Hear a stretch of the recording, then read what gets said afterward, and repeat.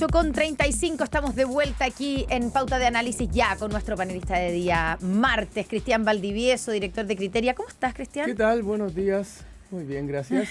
Qué intensidad, ¿Ah? qué intensidad noticiosa. Estamos recién a Marte. ¿Sí? ¿Pasó algo? No, nada, todo bien. Por suerte vivimos en un país tranquilo, un verdadero oasis. Uno se va a dormir y despierta y está el mago Valdivia detenido. Sí. Detenido y previo a una formalización en un caso que tiene cosas parecidas al de Manuel Monsalve.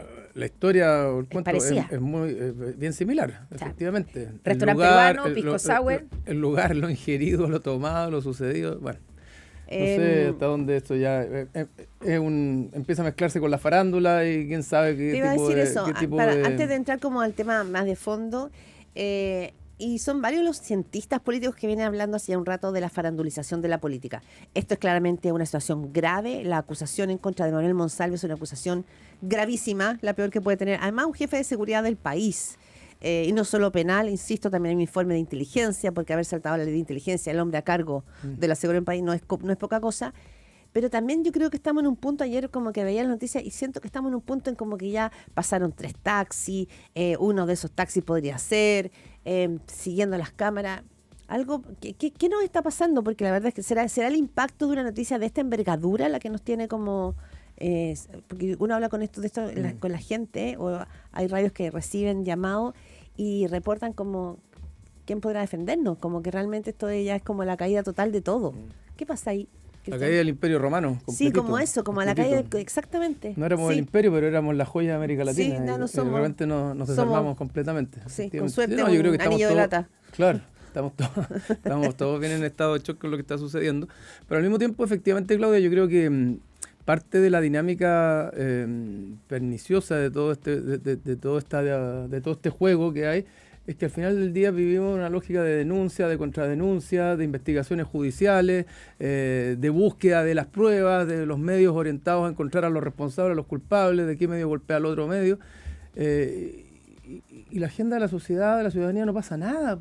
O sea, finalmente aquí esto es un juego donde los políticos tienen que estarse imputando delitos, abusos de los unos a los otros, los medios buscando cuáles son los responsables y qué medio pilla primero la prueba respecto del otro, pero la agenda de la ciudadanía da lo mismo. Entonces, ¿a qué te refieres con la agenda de la ciudadanía? No sé, pues las reformas, los cambios, las listas de espera, o sea, todo lo que importa.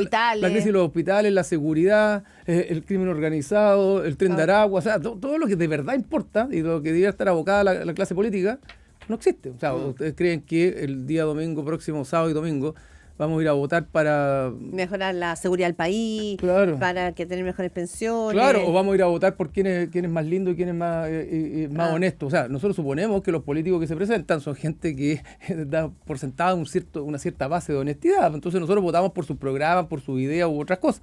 Pero resulta que todo lo que se vota finalmente no tiene nada que ver y termina en el votado, con B larga en el tacho de la basura, porque los que te representan finalmente no te están representando en ningún interés tuyo, sino que están finalmente defendiendo sus propios intereses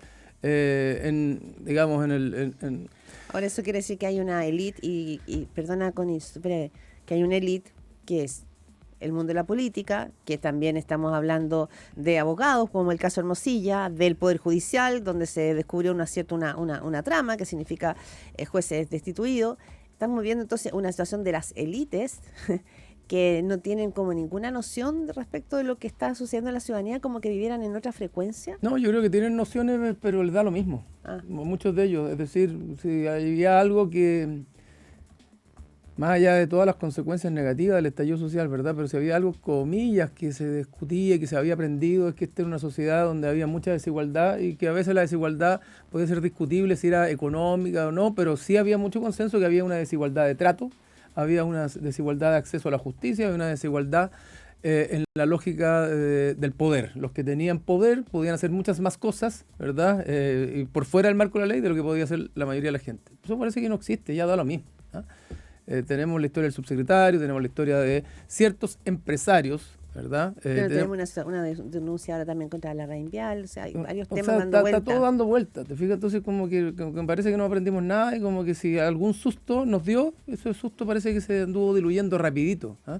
Porque lo que tenemos en el caso del subsecretario no es, o sea, es una denuncia terrible de violación, pero además tenemos una denuncia de alteración del sistema de inteligencia, pero además un patrón conductual que, claro, a lo mejor no tiene una arista legal, pero una arista, digamos, moral o ética básica, y ya nadie lo discute. O sea, aquí el punto de quiebre es si hay o no delito.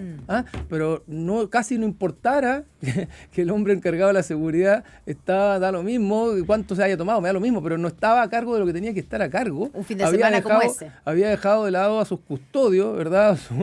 A los guardias que lo estaban cuidando, le había dicho váyanse para la casa, se había ido en un taxi, o sea, todo eso te habla de un país que está moralmente en el suelo y de un gobierno que no es capaz de recuperar en algo ese tejido de la moralidad del cual ellos tanto hablaban. ¿Te fijas? Y eso creo yo que es uno de los problemas centrales. Está el caso judicial, están los dos casos, la violación, la vulneración de la ley de inteligencia, pero además toda la dimensión ética, moral, donde se supondría que la política tiene algo que decir, no algo respecto de lo que dar cuentas finalmente.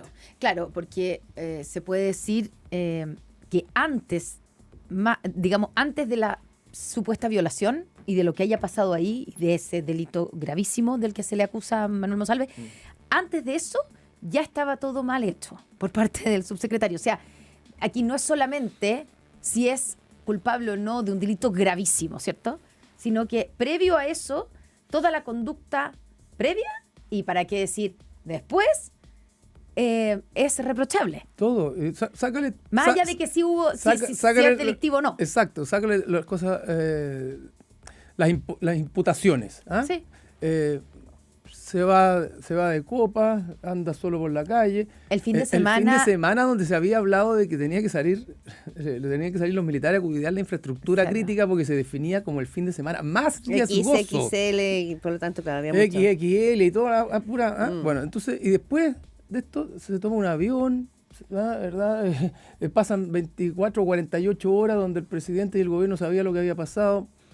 Sigue va su carga, la discusión de presupuesto. Va a la discusión de presupuesto, va en algún minuto a revisar las cámaras. O sea, todo eso también es un abuso de poder grosero, que a lo mejor no tiene implicancias legales, pero ¿cuál es la señal que finalmente da la política y da este gobierno? Y por otro lado, y esto también es un tema que tiene que ver con lo mismo, ¿cómo está gestionando también el gobierno la materia de seguridad, en materia de seguridad, donde se supondría, y hemos querido todos creer que está haciendo todo lo humanamente posible y todo lo legislativamente posible para protegernos?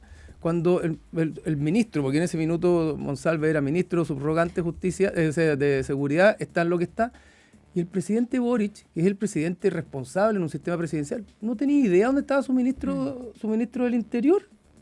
Bueno, no tenía idea en qué andaba y cómo estaba. En defensa estaba viajando a Naciones Unidas el presidente, estaba en viaje, por eso estaba de ministro subrogante del Interior. Está bien, sí, pero ¿quién está monitoreando? O sea, yo no creo, mira, yo te voy a decir una cosa, Connie, y con todas las críticas que este gobierno y el mundo del Frente Amplio tiene, y también el socialismo democrático respecto al gobierno del presidente Piñera, que se equivocó en miles de cosas, pero yo no me imagino que el presidente Piñera, el fin de semana más riesgoso que hubo en materia de seguridad, siendo ese el tema más relevante para la ciudadanía, no hubiera estado al menos monitoreando lo que estaba sucediendo. Y aquí pareciera ser que estábamos todos, no voy a decir la palabra, pero estamos desnudos frente al crimen organizado ese fin de semana. Sí. Peligrosa tu metáfora, pero ya. Es que si hubiera dicho lo de la cueca hubiera sido un poquito más grosero. Claro. Oye, pero en ese mismo sentido. La cueca desnuda. Claro, la cueca desnuda. En ese mismo sentido, una cosa es, claro, Monsalve es como el desmadre de una autoridad, ¿cierto? Que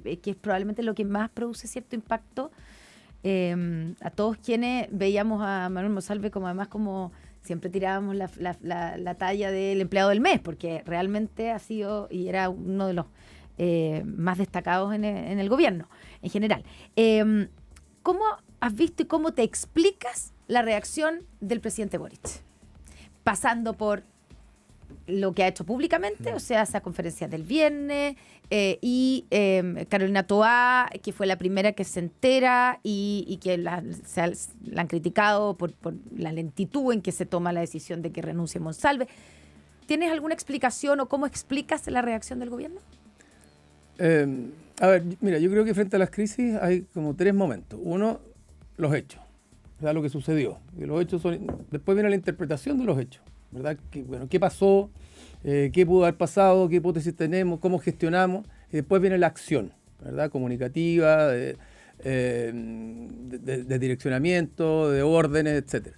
Y yo creo que el problema del presidente, en este caso, y del gobierno, estuvo en la interpretación de los hechos, donde no fueron capaces de darle entidad a lo que estaba sucediendo. Pues, sopesar la gravedad. Sopesar la gravedad de la que estaban teniendo, y por lo tanto, al tener una interpretación errónea de los hechos, no sopesar la gravedad o darle una importancia relativa en relación a lo que efectivamente era, sus conductas posteriores fueron en sintonía con ese tipo de interpretación errónea. ¿Y cuáles fueron las conductas? Creo yo que se expresaron súper concretamente en la conferencia de prensa, pero además demorarse 2 días en sacar al ministro. Hay algo que yo he pensado también estos días, Cristian Valdivieso, que sí, el presidente también probablemente hizo gala de su inexperiencia política, porque un presidente que ha tenido mucho carrete en la política, pasando por el Parlamento, el Senado, siendo candidato muchas veces, teniendo tropiezos, estoy pensando en Lagos, para llegar a la presidencia le costó mucho tiempo, muchos años y muchas derrotas también.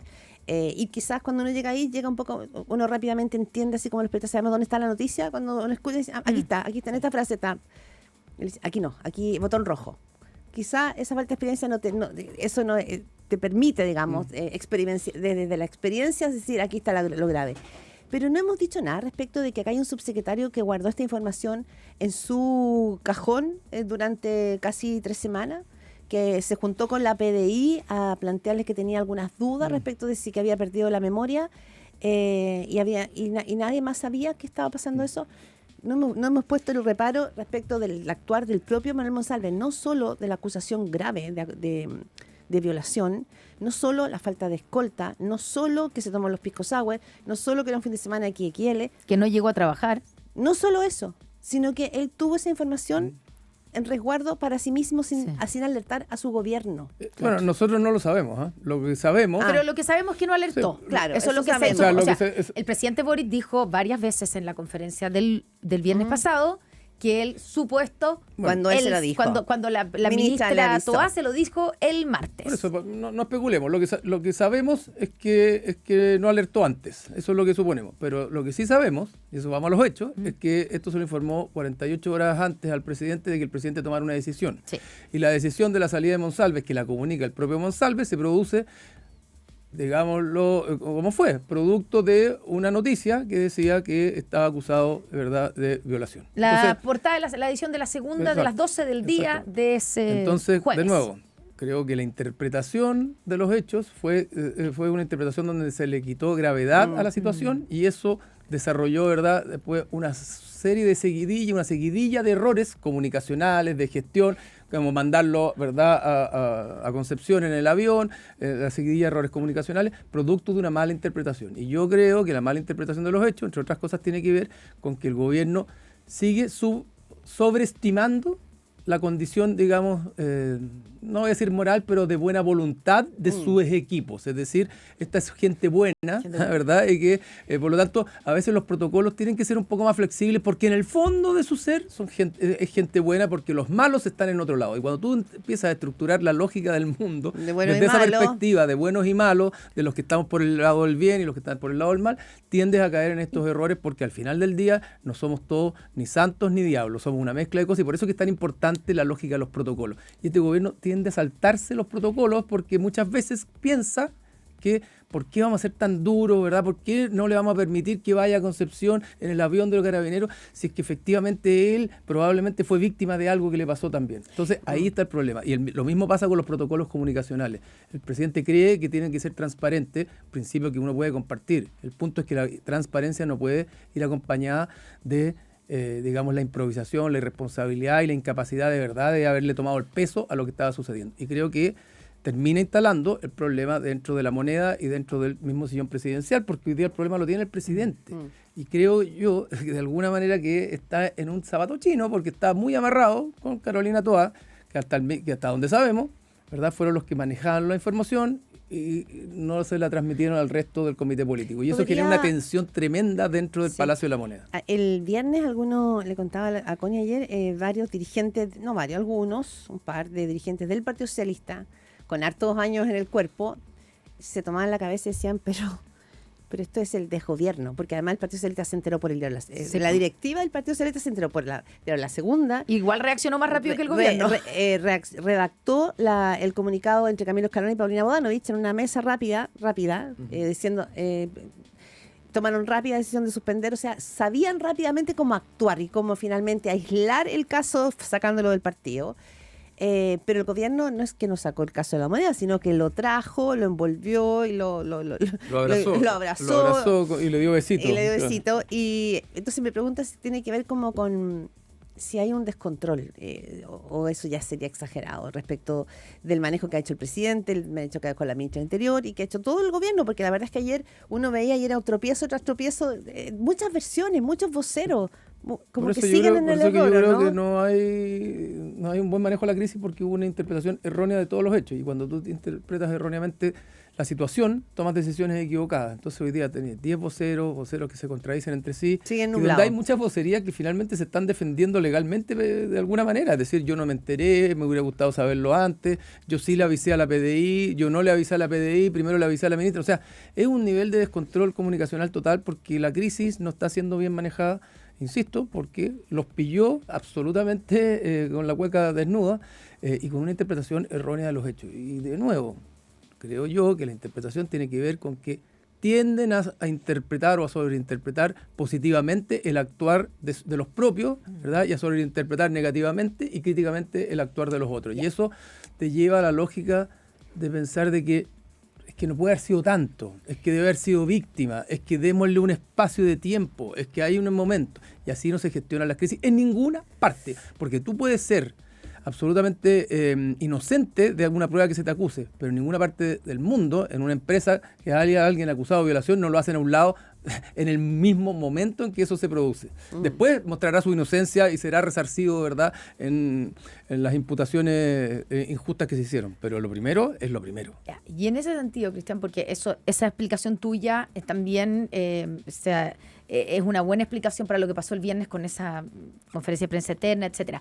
¿Cómo se sale de esto? ¿Tú crees que la salida política, estoy hablando obviamente, porque otra cosa es lo que se despeje con la investigación y lo que vaya a hacer el Ministerio Público, que está investigando y está haciendo muchas diligencias?